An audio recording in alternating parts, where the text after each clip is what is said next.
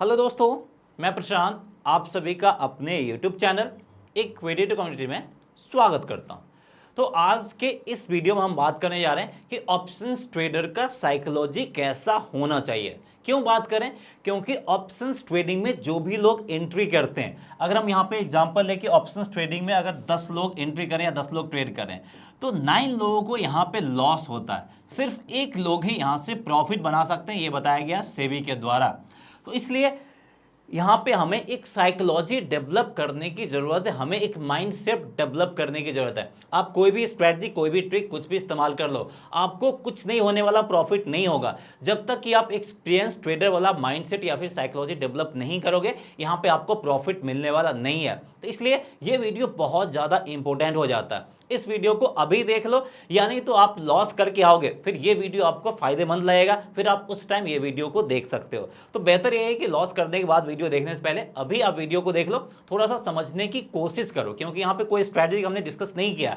हमने एक mind set पर डिस्कस किया कि किस तरह का माइंड सेट आपको रखने की जरूरत है जब आप स्पेशली ऑप्शंस में ट्रेडिंग करते हो। तो सबसे पहले अगर हम साइकोलॉजी के ऊपर आते हैं तो सबसे बड़ा क्वेश्चन आता है ऑप्शन ट्रेडर की तरफ से कि क्या सर हम 10,000 से ऑप्शंस ट्रेडिंग की शुरुआत कर सकते हैं। और यहीं से उन लोगों का माइंडसेट, एक साइकोलॉजी डेवलप होता है कि ऑप्शंस ट्रेडिंग में हमें कम पैसा लगता है और यहां से हम ज़्यादा प्रॉफिट बना सकते हैं। तो ये माइंडसेट सबसे पहले हटा देना है कि ऑप्शंस ट्रेडिंग में कम पैसा लगता है, ज़्यादा प्रॉफिट बना सकते हैं।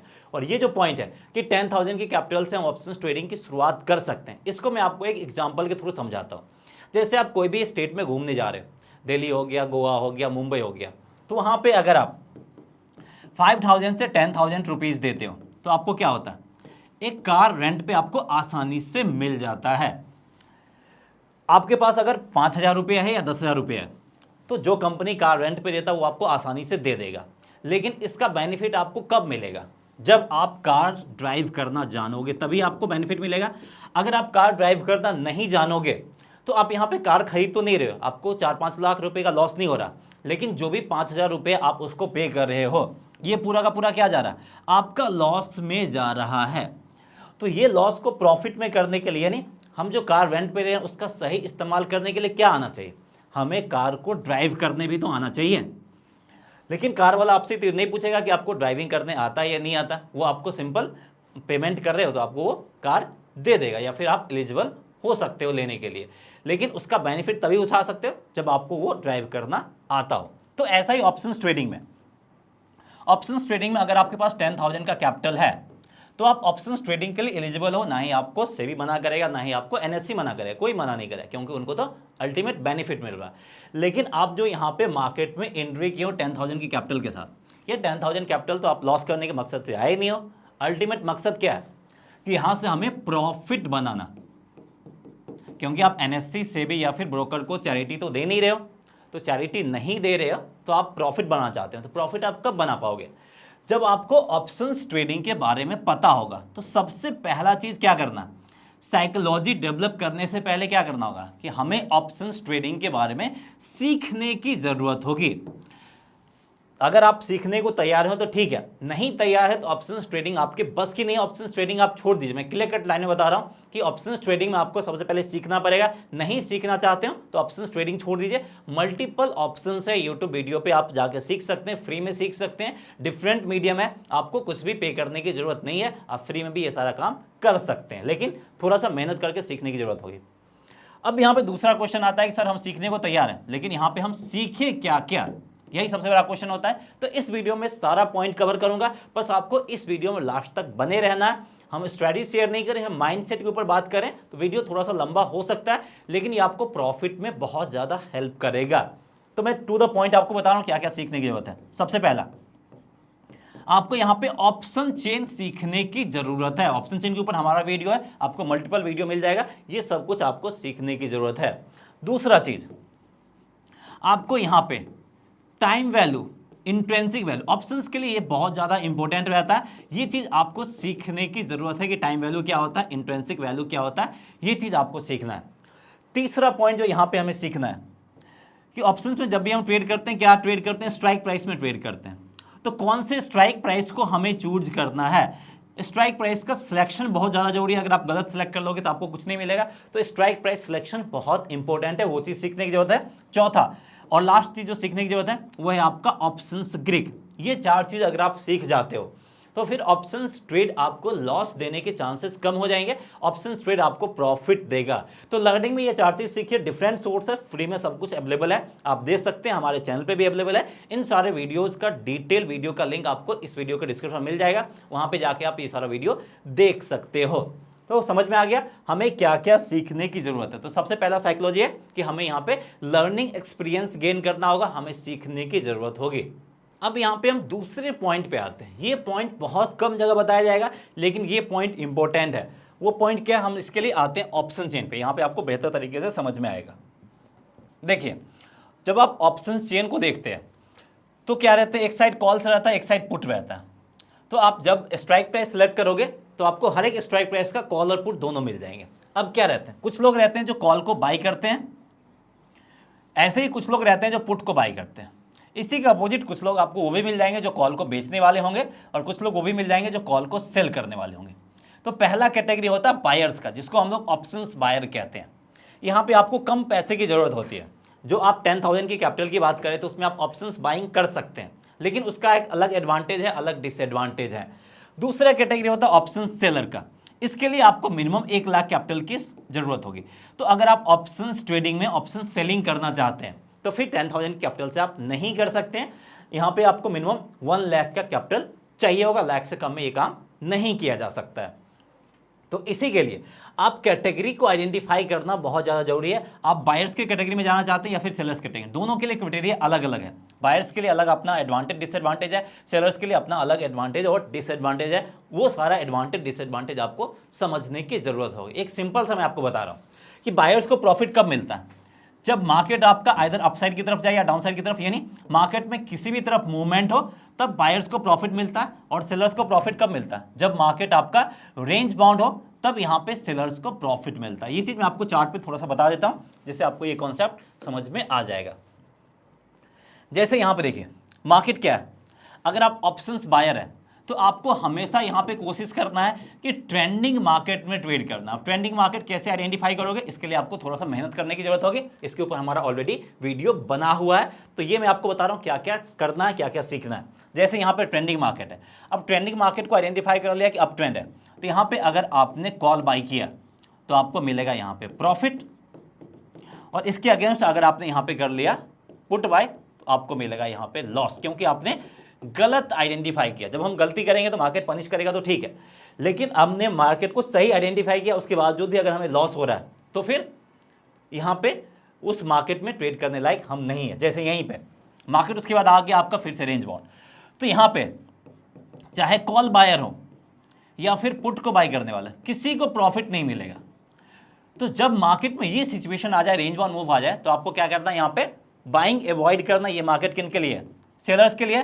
अब यहाँ पे जो भी लोग सेल करेंगे, चाहे कॉल सेल करे या पुट सेल करे, दोनों को यहाँ पे प्रॉफिट मिलने वाला है।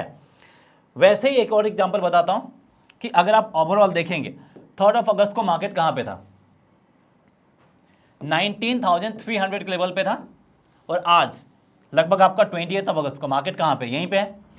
तो जो लोग मंथली बेसिस पे ट्रेड कर रहे हैं और 19,300 के कॉल ऑप्शंस को बाई किया है, कब बाई किया, 3 अगस्त को, और पूरे मंथली एक्सपायरी तक वेट किया, और उस टाइम पे अगर इसका वैल्यू हुआ 3,000, अगर हम इसका वैल्यू 300 इसका अगर हम वैल्यू ले लेते हैं अप्रॉक्स, तो आज के दिन इसका वैल्यू कितना हो जाएगा, प्राइस तो उसी लेवल पे, इसका हो जाएगा आपका 180 के करीब, यानी लगभग आपको मार्केट वहीं पे 120 पॉइंट का आपको इसने लॉस दे दिया। वहीं जो लोग ऑप्शन सेल किए हैं उनको यहाँ पे क्या मिलेगा, 120 पॉइंट का प्रॉफिट मिल जाएगा। तो यही चीज आपको देखना है कि अगर लगता है कि मार्केट एक पर्टिकुलर रेंज में रहने वाला तो ऑप्शंस बाइंग अवॉइड करना, और अगर आपको लगता है कि मार्केट ट्रेंड में रहने वाला है तो फिर ऑप्शंस बाइंग करना। उसी के जस्ट अपोजिट, अगर आपको लगता है कि मार्केट रेंज में रहने वाला है तो आप ऑप्शन सेलिंग कर सकते हैं। अगर आपको लगता है कि मार्केट ट्रेंडिंग है तो ऑप्शन सेलिंग अवॉइड कीजिए। इसलिए कैटेगरी आइडेंटिफिकेशन जरूरी है, क्योंकि दोनों के लिए सारा कुछ अलग अलग है। उम्मीद करते हैं दूसरा पॉइंट आपको समझ में आ गया होगा। अब यहाँ पे हम तीसरे पॉइंट पे आते हैं। वो तीसरा पॉइंट क्या है, रिस्क मैनेजमेंट, यानी हमें यहाँ पे रिस्क को मैनेज करना होगा। अब रिस्क जनरेट होता क्या है, यहाँ पे आपका और कोई रिस्क नहीं रहता, फाइनेंशियल रिस्क रहता है, यानी पैसा आपका रिस्क पे जाता है। तो सबसे पहला क्वेश्चन यही था कि क्या हम 10,000 से ऑप्शंस ट्रेडिंग की शुरुआत कर सकते हैं। ये बताएगा कि आपका रिस्क लेने का कैपेसिटी क्या है। तो अगर आप 10,000 रिस्क लेने को तैयार हो तो आप 10,000 शुरुआत कर सकते हैं। वहीं अगर आप 20,000 रिस्क लेने को तैयार हैं तो 20,000 से तैयार आप ट्रेड कर सकते हो। कोई लोग 1 लाख तक रिस्क लेने को तैयार हैं तो फिर आप 1 लाख से भी ऑप्शंस ट्रेडिंग कर सकते हो। लेकिन जितना आप रिस्क ले सकते हो वही अमाउंट से ऑप्शंस ट्रेडिंग करना। अब बहुत सारे लोगों को यही कंफ्यूजन रहता है कि हम कितने अमाउंट का रिस्क ले सकते हैं। तो सबसे पहले at the end of the month जो भी अमाउंट आपका एक्स्ट्रा बच जा रहा है, नेक्स्ट मंथ आप उस कैपिटल से ऑप्शंस ट्रेडिंग की शुरुआत कर सकते हैं। फॉर एग्जांपल आपको 10,000 सारा कुछ एक्सपेंस के बाद 10,000 का आपका सेविंग हो गया और अगर आपको ट्रेडिंग करना ही करना तो इस 10,000 के कैपिटल से आप ट्रेडिंग स्टार्ट कीजिए। अब कुछ लोगों को यहीं पे प्रॉब्लम क्या हो जाता है कि 10,000 कैपिटल से स्टार्ट किए, 5 डेज में ही क्या हो गया, ये 10,000 का कैपिटल पूरा का पूरा लॉस हो गया, हमारा खत्म हो गया। उसके बाद क्या करते हैं लोग, दूसरे से मांग लेते हैं या कहीं से कर्जा उठा के फिर ट्रेड करना स्टार्ट करते हैं। तो ऑप्शंस ट्रेडिंग अगर आप कर रहे हो तो ध्यान रखना है कि हमें एक्स्ट्रा मनी मार्केट में लगाना है। ये पैसा खत्म हो गया, ट्रेडिंग सिंपली STOP स्टॉप कर देना। फिर हमारे पास नेक्स्ट मंथ 10,000 आएगा, उससे हम ट्रेडिंग कर सकते हैं अगर करना ही है तो। लेकिन उसके बाद कहीं और से ना ही क्रेडिट कार्ड पे उठा के, ना ही किसी और से कर्जा लेके, ना ही बैंक से लोन उठा के, कहीं से नहीं करना। ना ही कोई जो एजुकेशन के लिए पढ़ा है, बच्चे के एजुकेशन के लिए पढ़ा है या फिर घर के खर्चे के लिए जो एक्स्ट्रा पढ़ा है, कहीं से भी नहीं लेना। या फिर FD ब्रेक करके या फिर जो इन्वेस्टमेंट है वो ब्रेक करके कुछ नहीं करना है। जो एक्स्ट्रा पैसा है वही लगाना। वो पैसा खत्म हुआ, ट्रेडिंग स्टॉप, इस महीने का काम यहीं पे खत्म। अगले महीने फिर से हमारे पास 10,000 बचेगा, उससे हम फिर ट्रेडिंग स्टार्ट करेंगे और वहां से फिर रिकवर करने की कोशिश करेंगे। इन द मेन टाइम आप सीख सकते हैं कि हमें क्यों लॉस हुआ है, क्यों नहीं हुआ है, वो सारा कुछ आप रिसर्च कर सकते हैं। तो ये चीज देखना, और उतना कैपिटल आप रिस्क पे डाल सकते हो जिससे आपको कोई टेंशन ना हो, ना ही आपका BP बढ़े, ना ही शुगर बढ़े, ना ही कोई हाइपरटेंशन हो। वो सारा आप आराम से काम कर सकते हो।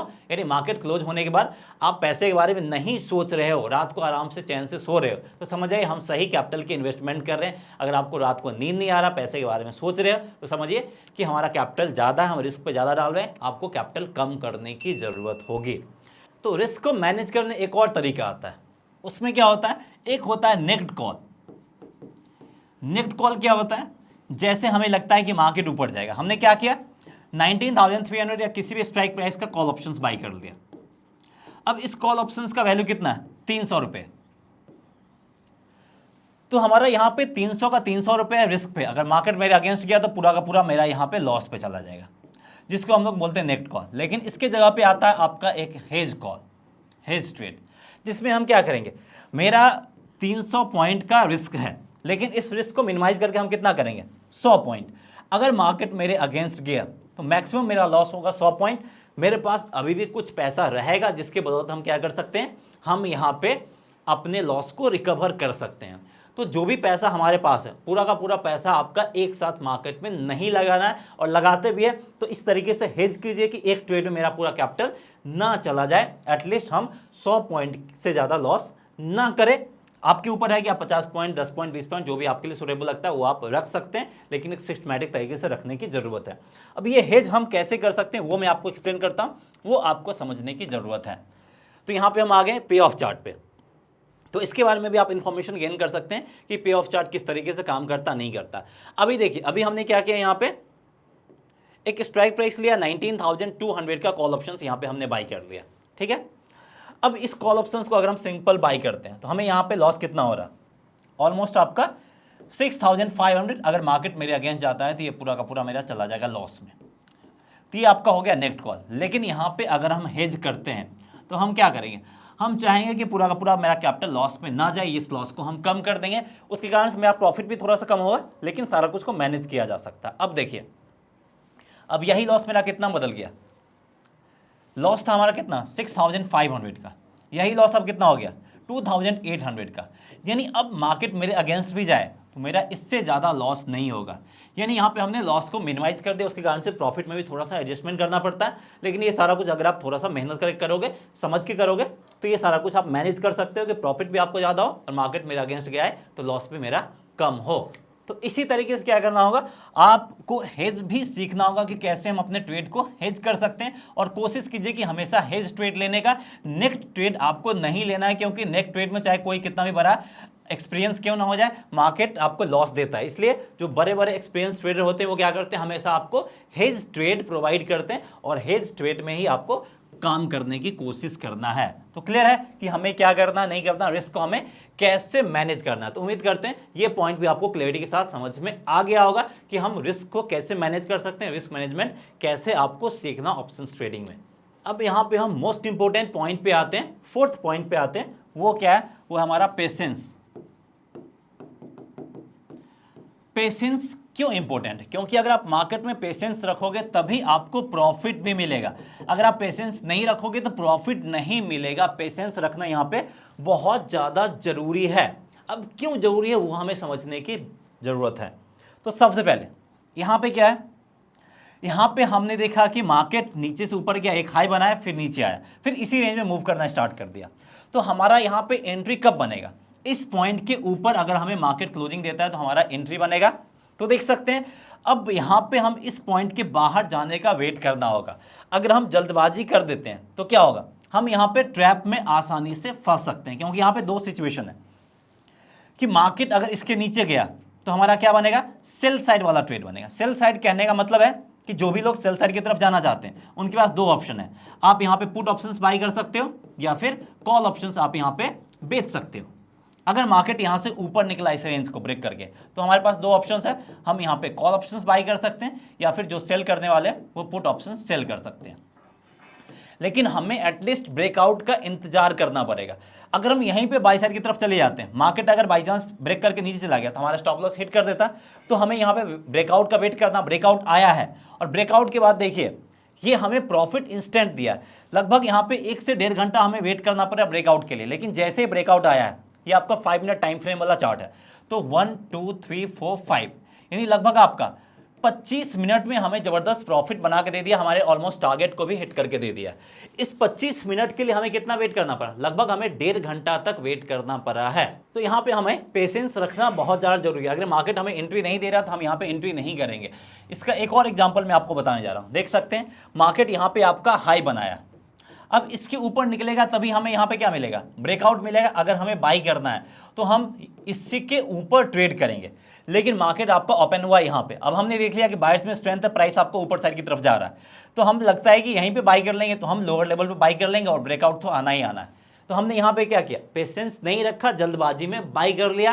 कैंडल में स्ट्रेंथ भी सब कुछ है लेकिन फिर भी हमने पेशेंस नहीं रखा। तो फिर क्या किया, मार्केट इसके ऊपर नहीं निकला और वहां से नीचे आ गया, मतलब ये हमारे क्या किया, एसएल को हिट कर दिया और हमें यहाँ पे ये क्या दे दिया, हमें यहाँ पे लॉस दे दिया।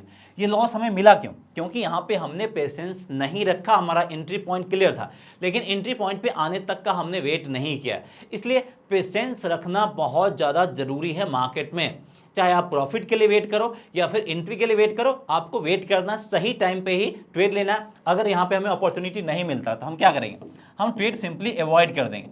अब मार्केट में एंट्री किया तो एनएससी तो हमें कंपेल तो नहीं कर रहा है कि आपको ट्रेड करना ही करना होगा, नहीं तो फिर फाइन मार देंगे। तो जब कंपलसरी नहीं है तो क्यों जबरदस्ती ट्रेड करना है, मौका नहीं मिलता है तो ट्रेड नहीं करना। उम्मीद करते हैं ये फोर्थ पॉइंट पेशेंस वाला आपको क्लैरिटी के साथ समझ में आ गया होगा। तो अब यहाँ पे हम लास्ट एंड फिफ्थ पॉइंट पे आते हैं जो कि बहुत ज़्यादा जरूरी है, स्पेशली अगर हम ऑप्शंस ट्रेडिंग की बात करते हैं। तो उसमें क्या है, उसमें अब हमारा पॉइंट आता है ट्रेड एग्जीक्यूशन पे। ये सारा कुछ हमने काम कर लिया, अब हमारा लास्ट पॉइंट आएगा कि हमें ट्रेड एग्जीक्यूशन कब और कहाँ पे करने की जरूरत है, वो हमें देखना है। अब ट्रेड एग्जीक्यूशन में हमारा क्या रहता है, सबसे पहले हमारा रहता है एंट्री। मार्केट में एंट्री कहाँ पे करना है ये आप स्ट्रेटजी के जरिए सीख सकते हैं। स्टॉप लॉस कहाँ पे रखना है और हमारा टारगेट क्या होगा, तो इसके लिए मल्टीपल स्ट्रेटजी उसके जरिए काम कर सकते हैं। लेकिन ये सब कुछ रखने का एक क्राइटेरिया होता है कि कितना हमें एंट्री लेने के बाद स्टॉप लॉस कितना रखना, टारगेट कितना रखना, ये सब कुछ आपको एक सिस्टमैटिक तरीके से फाइंड करने की जरूरत होगी। अब इसके लिए हमें एक चीज सबसे पहले फोकस करना रहता है, वो क्या रहता है, वो रहता है रिस्क एंड रिवॉर्ड। जब आप ट्रेड लेते हैं तो हमेशा क्या करना, रिस्क एंड रिवॉर्ड चेक करना, यानी हमारा एसएल कितने पॉइंट का बन रहा है और हमारा टारगेट कितने पॉइंट का बन रहा है। दैट मीन्स टू, अगर आपका स्टॉप लॉस 50 पॉइंट का बन रहा है और आपका टारगेट 40 पॉइंट का बन रहा है, दैट मीन्स टू क्या है कि आप 40 रुपये कमाने के लिए 50 रुपये रिस्क पे डाल रहे हो, तो क्या आप ये काम करोगे? नहीं करोगे। वहीं अगर आप का स्टॉप लॉस 10 पॉइंट का बन रहा है, उसके जगह पे टारगेट हमारा यहाँ पे बन रहा है 60 पॉइंट का, तो इसका मतलब क्या हुआ कि हम 60 रुपये कमाने के लिए 10 रुपया रिस्क पे डाल सकते हैं, डाल रहे हैं। तो ये ठीक है कि हम 10 रुपया रिस्क पे डाल रहे हैं और उसके कारण से हमें यहाँ पे 6 गुना ज़्यादा या 5 गुना या 2 गुना ज़्यादा प्रॉफिट मिल रहा है। तो वो एक सिस्टमैटिक तरीका है इस तरीके से रिस्क रिवॉर्ड मैनेज करना। अब रिस्क रिवॉर्ड हमें किस तरीके रखना है, इसके लिए एक थ्योरी है, वो थ्योरी मैं आपको एक्सप्लेन करता हूँ। कोई नहीं बताएगा, थोड़ा सा ध्यान से समझने की जरूरत है, जो भी लोग नए हैं या पहले से काम कर रहे हैं। तो यहाँ पे प्रोबेबिलिटी वाला गेम आता है। अगर आप प्रैक्टिकल भी कर सकते हो, कोई भी कॉइन को टॉस कर रहे हो, तो क्या ऑप्शन आता है यहाँ पे आपका? एक हेड वाला ऑप्शन आता है, दूसरा टेल वाला ऑप्शन आता है। जिन लोगों ने प्रोबेबिलिटी पढ़ा होगा उनको पता होगा कि यहाँ पे 2 ऑप्शन आता है। अब अगर आप 10 बार रैंडमली कॉइन को टॉस करते हो, तो अगर हम ऐसे ही थ्योरेटिकली बात करें तो 10 का 10 बार हेड आ सकता है, 10 का 10 बार टेल आ सकता है, ये मैक्सिमम प्रोबेबिलिटी है। लेकिन अगर आप जब प्रैक्टिकल करोगे, 10 बार कॉइन को खुद से टॉस करोगे, तो क्या देखोगे कि मैक्सिमम जो हेड आ सकता है वो कितनी बार आ सकता है? 7 to 8 टाइम्स। एटलीस्ट आपको 2 से 3 बार टेल आएगा ही आएगा, अगर वर्स्ट केस में हमेशा हेड ही आ रहा है तो। 10 का 10 बार नहीं आता अगर आप प्रैक्टिकल करते हो। तो वैसे ही अगर हम थ्योरी की बात करें, जो कि स्टॉक मार्केट के ऊपर है, अगर आप रैंडमली भी 10 ट्रेड लेते हो तो आपका 7 से 8 ट्रेड आपका जाएगा लॉस में, ये तो श्योर है। लेकिन उसी के अगेंस्ट 2 से 3 ट्रेड आपका प्रॉफिट में भी जाएगा। ठीक है, तो हमें क्या करना, जो मैक्सिमम फेज है यही होता है। तो अब हमें जो अपना रिस्क रिवॉर्ड लेना है, इसी थ्योरी, इसी रेशियो को ध्यान में रख के लेना है। यानी हम यहां पे क्या एज्यूम कर रहे हैं कि हम यहां पे ले रहे हैं 10 ट्रेड, 10 में से 7 ट्रेड मेरा जाएगा लॉस में, मुझे यहां पे मिलेगा सिर्फ 3 ट्रेड में प्रॉफिट। ये हम वर्स्ट केस की बात कर रहे हैं। तो अब हमें यहां पे क्या करना है, यहां पे हमारा लॉस ना हो इसके लिए क्या करना है कि 7 ट्रेड में जितना लॉस हो रहा है उतना ही प्रॉफिट हमें कितना मिले, 3 ट्रेड में हमें उतना ही प्रॉफिट मिले। ये दोनों को अगर हम इक्वल कर दें तो हम वर्स्ट केस में हमारा यहाँ पे नुकसान नहीं होगा। तो सबसे पहले आपको ये मेंटलिटी लेके चलना है, और इस मेंटलिटी के साथ अगर आप मार्केट में ट्रेड करते हो, मार्केट बहुत कम शॉक देगा, क्योंकि हम पहले से ही तैयार है कि 10 ट्रेड में से मेरा 7 ट्रेड नुकसान में जाएगा और 3 ट्रेड प्रॉफिट जाएगा। अगर मेरा प्रॉफिट बढ़ गया तो हम प्रॉफिट में रहेंगे, नहीं बढ़ा तो एटलीस्ट हम लॉस को अवॉइड कर सकते हैं। और मार्केट में ये भी चीज़ है कि मार्केट में आपका क्या हो रहा है, लॉस ज़्यादा हो रहा है, तो मैक्सिमम लोग किस पे फोकस करते हैं? प्रॉफिट कैसे बनाए, प्रॉफिट कैसे बनाए, प्रॉफिट कैसे बनाए, उस पर फोकस करते हैं। लेकिन अगर हम लॉस को अवॉइड कर देते हैं तो हमारा प्रॉफिट तो ऑटोमेटिकली आ ही रहा है, तो प्रॉफिट के चांसेस इंक्रीज हो जाएंगे। तो हमें वही चीज़ करने की ज़रूरत है। तो यहाँ पे अगर हम फॉर एग्जांपल 3 ट्रेड ले रहे हैं, 3 ट्रेड में से 2 ट्रेड मेरा गया लॉस में और 1 ट्रेड मेरा गया प्रॉफिट में, तो अगर हम टोटल यहाँ पे हमारा क्या हो जाएगा, 9 ट्रेड हो जाएगा। 9 ट्रेड में से 6 ट्रेड जाएगा मेरा लॉस में और यहाँ पे मेरा जाएगा 3 ट्रेड जाएगा मेरा प्रॉफिट में। तो रिस्क रिवॉर्ड रेशियो अगर हम 1:2 रखते हैं तो इससे भी मेरा काम नहीं चल रहा। यानी यहाँ पे अगर हम स्टॉप लॉस 1 पॉइंट का रखते हैं तो टारगेट हमारा 2 से थोड़ा सा ज़्यादा यानी 2.25 के आसपास रखने की जरूरत होगी, तब जाके हमारा क्या होगा, 10 ट्रेड में से 7 ट्रेड मेरा अगर लॉस भी जाता है और 3 ट्रेड ही हमें प्रॉफिट देता है, तो ओवरऑल हम यहाँ पे कॉस्ट टू कॉस्ट में रहेंगे। तो हमेशा क्या करना, अगर आप 1 पॉइंट का स्टॉप लॉस रख रहे हो तो टारगेट आपको 2.25 पॉइंट का रखना है। अगर आप यहाँ पे स्टॉप लॉस 10 पॉइंट का रख रहे हो तो लगभग आपका 22.5 पॉइंट का यानी 22.5 का आपको अपना टारगेट सेट करना है। तो इसी तरीके से आपको रिस्क रिवॉर्ड चेक करना है, जिसके बदौलत आप मार्केट से वर्स्ट केस में भी प्रॉफिट निकाल सकते हो। अब ये हम कैसे कर सकते हैं, ये मैं आपको एग्जांपल के थ्रू एक्सप्लेन करता हूँ। तो यहाँ पे अगर आप ट्रेड देखोगे तो यहाँ पे क्या है, यहाँ पे मार्केट आपका एक रेंज बाउंड है और हमने ब्रेकआउट का इंतजार किया, तो फाइनली हमें यहाँ पे ब्रेकआउट मिला और हमारा यहाँ पे एक परफेक्ट एंट्री बना है। एंट्री बनने के बाद जो लोएस्ट पॉइंट है वो यहाँ पे हमने स्टॉप लॉस रखा है। अब जितना हमारा स्टॉप लॉस है हम क्या करेंगे, टारगेट क्या सेट करेंगे, स्टॉप लॉस के डबल के बराबर हम अपना टारगेट सेट करेंगे, यानी SL इंटू 2.25 यहाँ पे अपना हम टारगेट सेट करेंगे। और देखिए ये टारगेट हमें आसानी से अचीव करके दे दिया है। और ऐसा ही अगर मैं आपको एग्जांपल बताऊं तो इसी तरीके का देख सकते हैं, यहीं पे इसी ट्रेड का एग्जांपल है कि यहाँ पे हमारा स्टॉप लॉस है और रिस्क रिवॉर्ड देख सकते हैं, आप ये भी ड्राइंग कर सकते हैं। कितना आ रहा, 2.25 करीब आ रहा है और रिस्क रिवॉर्ड रेशियो हमारा आसानी से अचीव हो जा रहा है। तो हमेशा आपको कोशिश करना है कि जो रिस्क रिवॉर्ड रेशियो हमें मेंटेन करना है, वो ठीक है तो ठीक है, नहीं है तो सिर्फ हमें ट्रेड अवॉइड कर देना है। तो रिस्क रिवॉर्ड आपको हमेशा मेंटेन करने की जरूरत होगी। So that's all. उम्मीद करते हैं ये पांचों पॉइंट आपको क्लैरिटी के साथ समझ में आ गया होगा, और अगर आप इसको ध्यान रखोगे ऑप्शंस ट्रेडिंग करते समय, तो आपका ऑप्शंस ट्रेड प्रॉफिटेबल बन सकता है। So that's all. इस वीडियो में इतना है, मिलते हैं नेक्स्ट वीडियो में किसी और इन्फॉर्मेटिव कंटेंट के साथ। जय हिंद।